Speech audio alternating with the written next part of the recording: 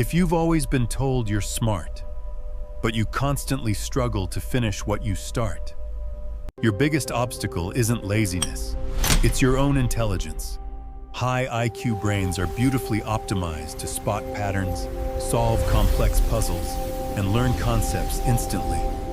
But this hyper-efficiency creates a dangerous, invisible cognitive defect.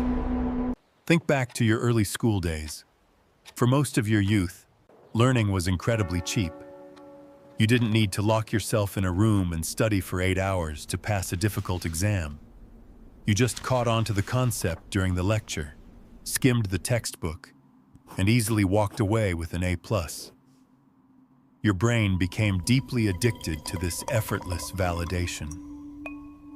But this early streak of luck hid a massive psychological flaw. You never actually learned how to struggle.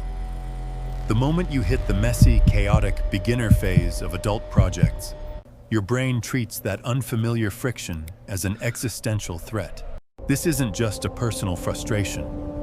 It is a documented psychological phenomenon known as the Solomon paradox. King Solomon was legendary for his profound wisdom. People traveled from distant kingdoms to seek his counsel on complex disputes, relationships, and statecraft. He solved everyone's problems flawlessly.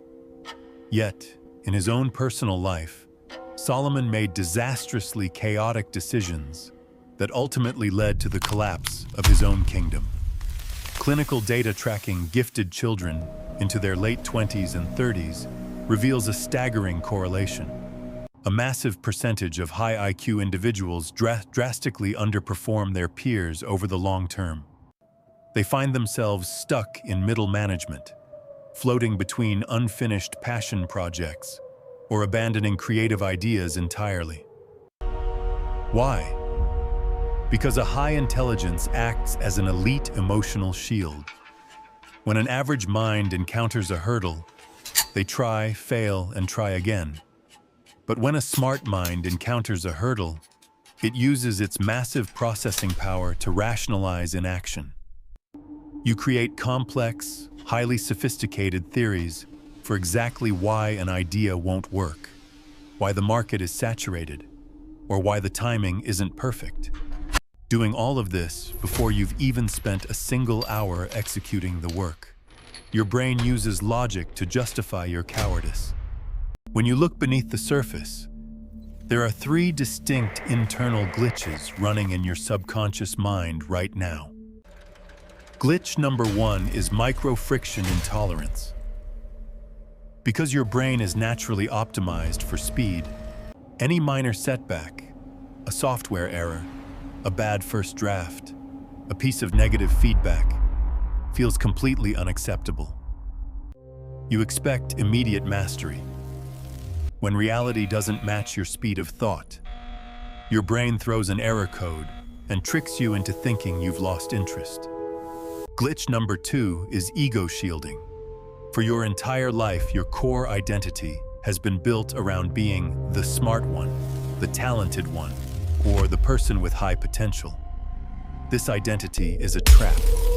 If you attempt a difficult project and perform poorly, your identity is shattered. To prevent this ego death, your subconscious chooses chronic procrastination. If you never launch the channel, or if you never submit the proposal, you can never truly fail. Your ego stays safe in the comfort of what you could have done. Glitch number 3 is the analysis abyss. You are a master of over-researching. When you decide to start something new, you buy 3 comprehensive courses, organize a flawless Notion workspace, color code your calendar, and read 5 books on the topic. You do absolutely everything, except the actual, painful, messy work of creation. You mistake preparation for progress, because preparing doesn't risk failure. In her groundbreaking psychological research, Stanford professor Carol Dweck identified the root of this paralyzing loop, the difference between a fixed mindset and a growth mindset. When a child is constantly praised for being smart, they develop a fixed mindset. They believe ability is an inherent, unchangeable trait. Therefore, struggling means they lack ability.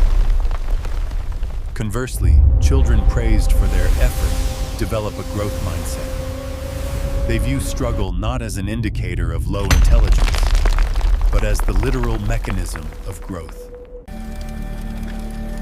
Elite performers in any industry are rarely the smartest people in the room. They are simply the individuals who have developed a massive tolerance for looking foolish. They understand that the first step to becoming exceptional at anything is the willingness to be absolutely terrible at it first. Smart amateurs paralyze themselves with standardless perfection.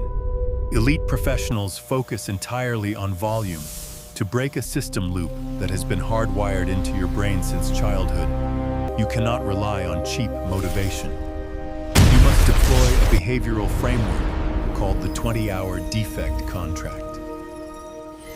Before you begin any new creative pursuit, business, or skill, you must sign a psychological agreement with yourself.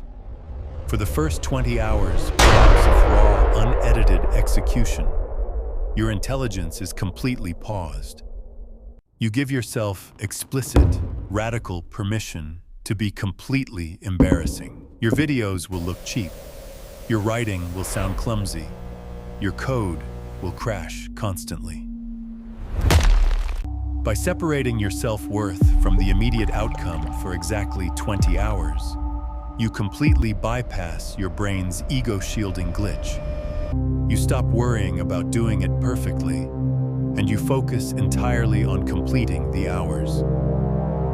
Once you cross the 20-hour barrier of pure friction, the cognitive lock opens, and your natural intelligence can finally take over.